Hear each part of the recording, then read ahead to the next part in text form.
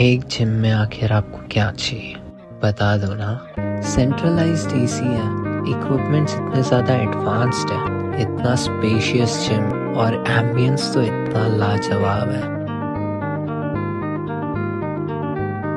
DP plan के हिसाब से नहीं बन रही है।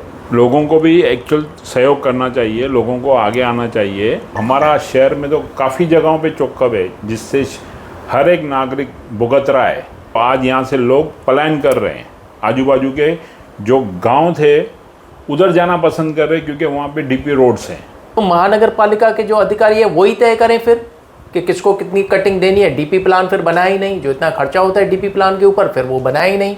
या तो अपने हिसाब से ही जो महानगर पालिका के अधिकारी हैं वो तय करें कि कितना रोड बनना है, कितना बनाना है, कितना लोगों से पूछ के बनाना है, कितना लोगों से नहीं पूछ के बनाना है, या तो फिर वही तय करें।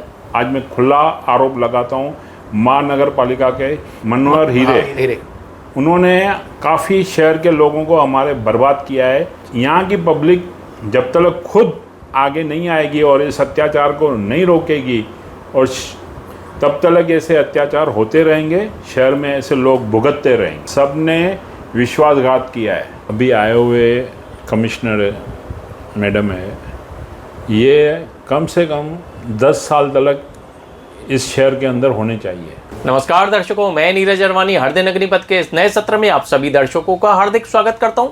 चलिए रुक करते हैं खबर की ओर। दर्शकों, आपको याद होगा अपने पिछले सत्र में हम लोगों ने आपको एक खबर दिखाई थी। खबर थी उल्लासनगर के डेवलपमेंट प्लान से जुड़ी हुई।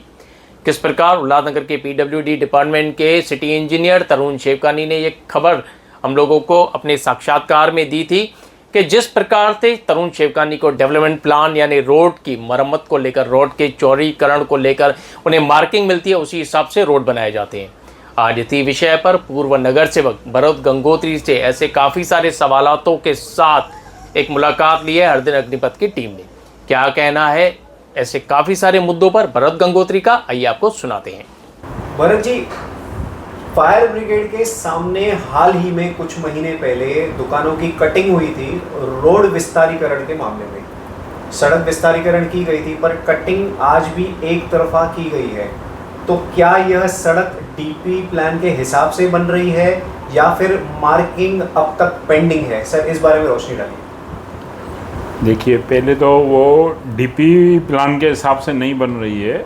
यहाँ पे जब भी जो पिछले आयुक्त थे उन्होंने लोगों को ध्यान में रखते हुए और जो जिन्होंने वो फंड लाया है उनकी बात को ध्यान में रखते हुए उधर कुछ डीपी रोड के से कम करके वो रोड का किया है और वो मार्किंग दे चुके हैं, नोटिस सब बच चुके हैं, मगर काम चालू नहीं होने के कारण एक बाजू कटिंग हुई है, एक बाजू कटिंग बंद पड़ी है।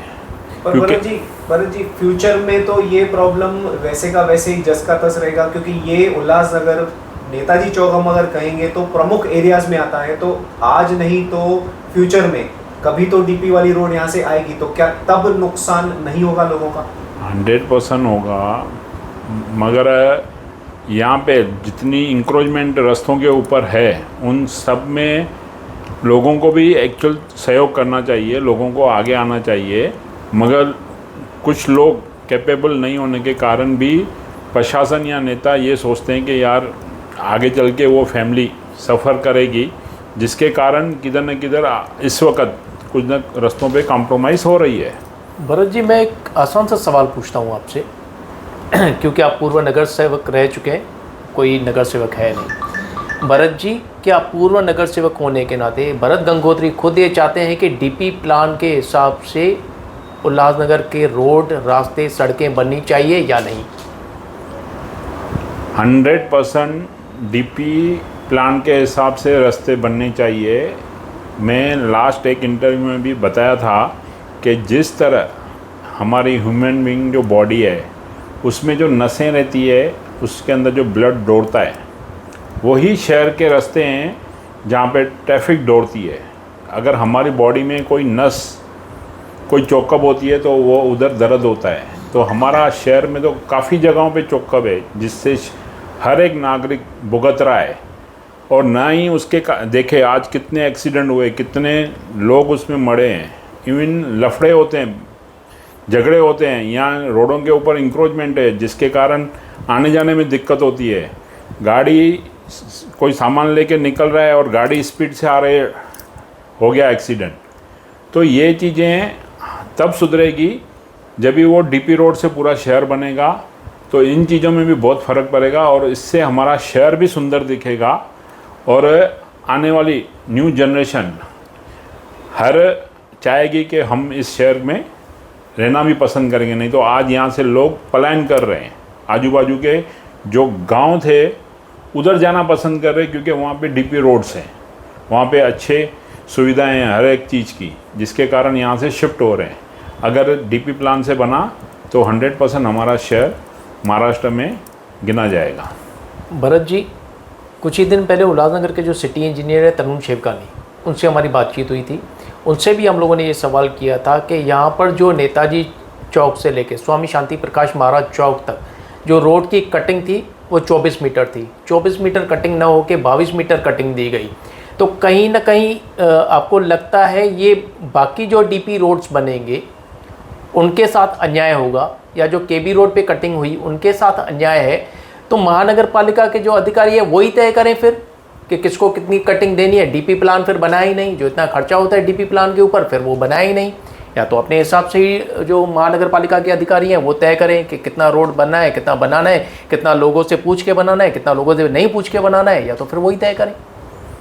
आपने 100% गई केबी रोड की बात की।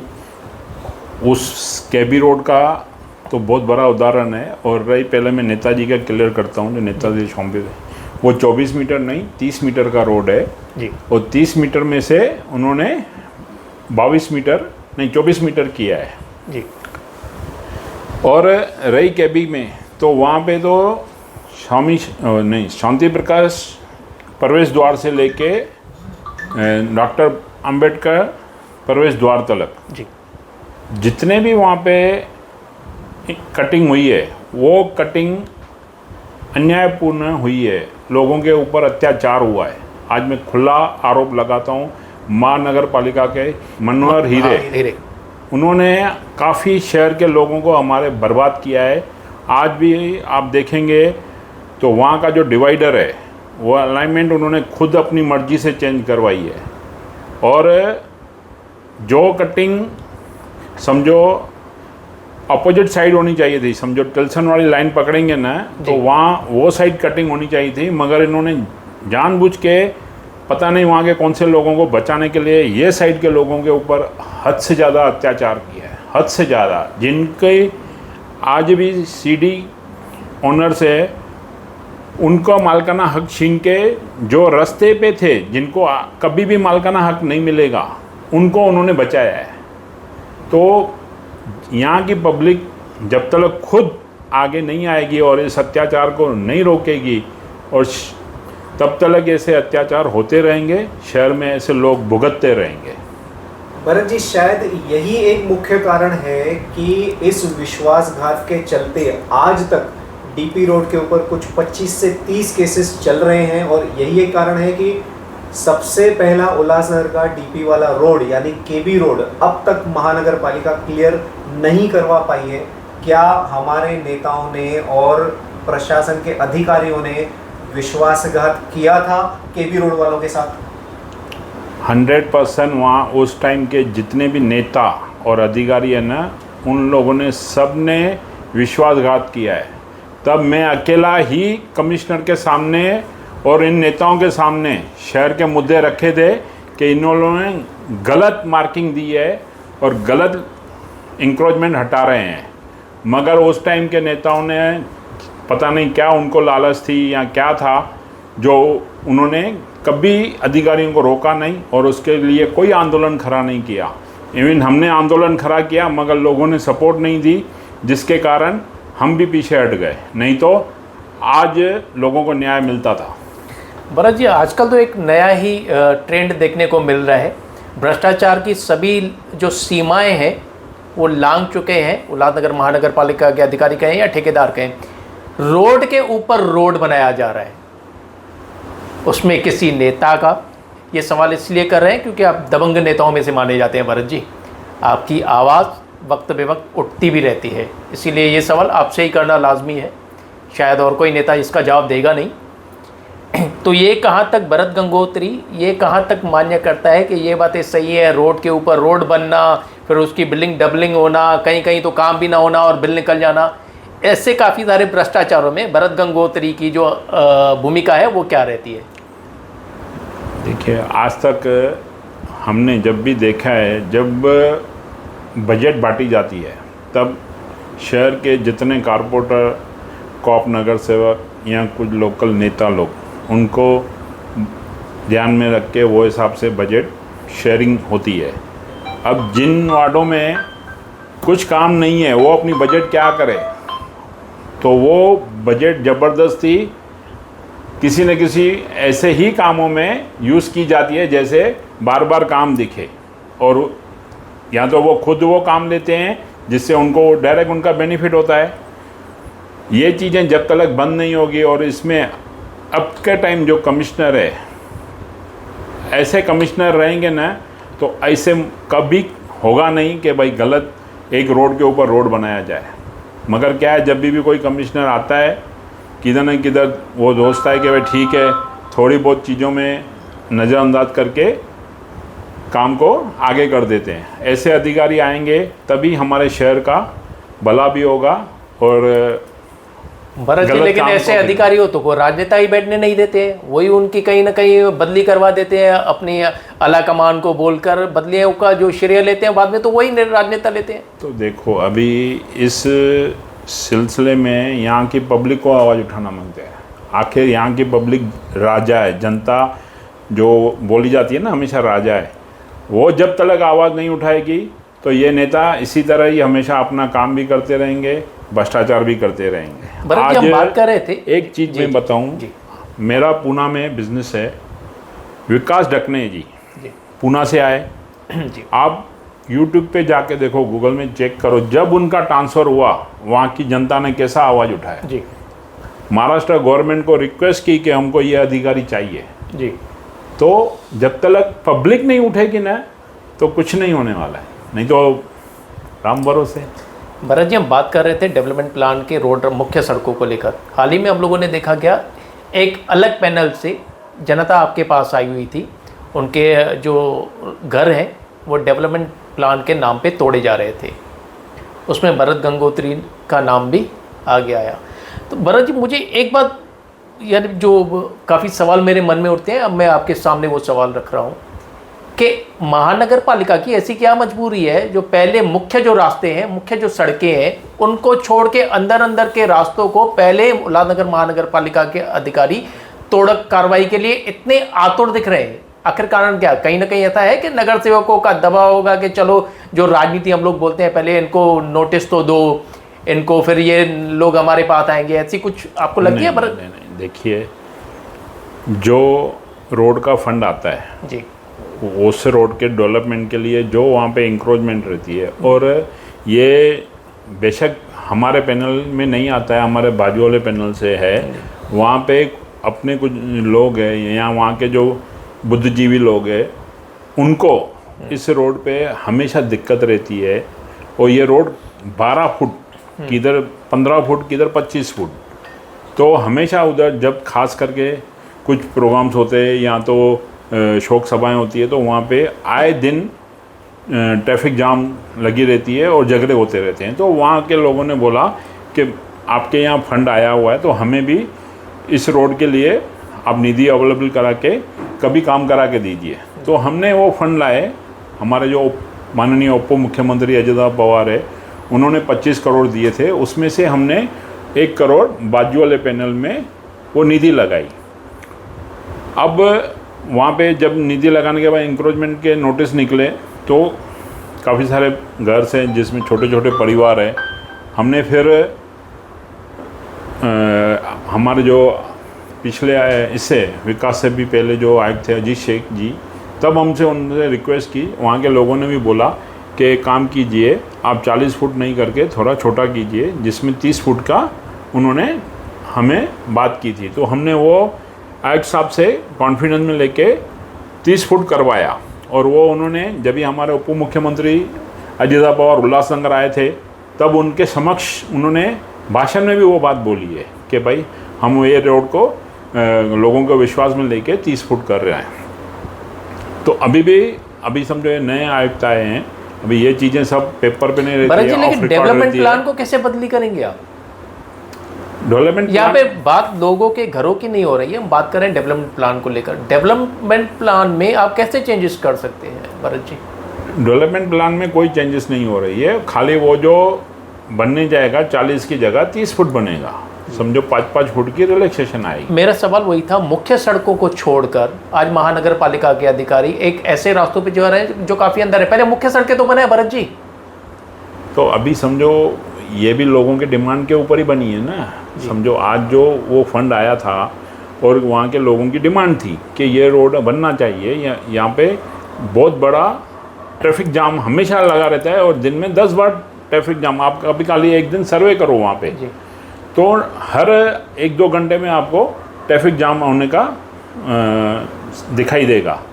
तो लोगों के डिमांड के ऊपर वो चीज़ बनी है, अधिकारियों ने वहाँ पे नहीं बनाने को गए, लोगों की डिमांड पे वहाँ पे वो रोड बन रहा है। लेकिन नहीं तो कटिंग जो है वो तो अधिकारियों ने ही दी। हाँ, वो तो अभी रोड के ऊपर दिखेगी, जो इंक्रोचमेंट दिखेगी वो हिसाब से नोटिस बजाएंगे ही बजाएंगे। भरत जी, 90 के दशक से उल्लासनगर को एक शहर की उपमा मिली हुई थी, जबकि अंबरनाथ और बदलापुर को गांव की श्रेणी में रखा जाता था। पर आज 2000 का दशक आते आते उल्लासनगर गांव की तरफ बनते जा रहा है और अंबरनाथ और बदलापुर की डेवलपमेंट को जब हम उल्लासनगर से कंपेयर करते हैं तो हम उस रेस में कहीं भी दिखाई नहीं देते। तो सर, सवाल यह है कि उल्लासनगर शहर के लिए अभी की परिस्थितियों के हिसाब से डेवलपमेंट प्लान कितना ज़रूरी है, और इस मामले में उल्लासनगर की किस्मत है कि नई जो हमारी कमिश्नर साहिबा आई हैं वो IAS अधिकारी हैं, तो आप उनके साथ एक क्या अपेक्षा रखेंगे उल्लासनगर को एक डेवलपमेंट प्लान वाला शहर घोषित करवाने में? भरत जी, हम चाहेंगे कि जो अभी आए हुए कमिश्नर मैडम है, ये कम से कम 10 साल तक इस शहर के अंदर होने चाहिए, तब जाके इस शहर को अच्छी तरह से वो बना पाएंगे। और आगे चल के जो जिस तरह आप बोल रहे हो कि हमारे शहर की परिस्थिति इतनी वर्स्ट हो चुकी है, अगर ये 3 साल में रहेंगे तो आप सोचो 3 साल में कितना काम होगा। वो पूरा नहीं हो पाएगा, मैं समझता है कुछ परसेंटेज ही हो पाएंगे। अगर ये ज़्यादा टाइम यहाँ पे रुकेंगे, यहाँ समझो शासन ने माना, नहीं तो क्या 3 साल के अंदर डेपुटेशन पे आते हैं, 3 साल में उनकी ट्रांसफ़र होती है। तो 3 साल भी अगर ये यहाँ पे रुक गए और हमारे शहर के बारे में जिस तरह आज सोच रहे हैं, अगर ये कंटिन्यूटी रहती है तो 100% कुछ न कुछ हिस्सों में अच्छी डेवलपमेंट दिखेगी। और जो लोग तरसते हैं जैसे अंबरनाथ बदलापुर, उनको भी इस शहर के अंदर ऐसी सुविधाएं और ऐसी चीज़ें देखने को मिलेगी। यानी सर, डेवलपमेंट प्लान अगर अच्छे तरीके से लागू हुआ तो अभी तक की जो शहर पे विपदा है पलायन की, वो पलायन हम रोक सकते हैं, 100% रोक सकते हैं। और अच्छे अगर बिल्डरों ने भी अच्छे काम किए, अच्छे डेवलपमेंट, जैसे आज भी कुछ बिल्डर्स गलत काम कर रहे हैं शहर के अंदर, ये चीज़ें रुकेगी तभी ही हमारे शहर के अंदर डेवलपमेंट भी होगी। और जो आज शहर छोड़ के बाहर जा रहे हैं वो भी वापस आएंगे, और जो बाहर से लोग आना नहीं पसंद करते वो लोग भी शहर के अंदर आएंगे, अगर सही मायने से अच्छे ईमानदारी से बिल्डरों ने अगर काम किया। भरत जी, हर सवाल का बहुत ही बेबाकी से जवाब दिया है आपने, और बिना किसी लाग लपट के आपने जवाब दिया है। इसके लिए हरदिन अग्निपथ तहे दिल से आपका धन्यवाद करता है। हरदिन अग्निपथ से बातचीत करने के लिए धन्यवाद। देखिए, आप दोनों जन जैसे चंदन त्रिलोकानी जी और नीरज, आप जिस तरह से शहर के मुद्दे बेबाकी से उठाते हो तो हमें भी अच्छा लगता है, हमें भी खुशी होती है। और आप जैसे लोगों के साथ बैठ के हमारा भी अंदर की जो भावना है शहर के में वो बाहर निकल आती है। धन्यवाद।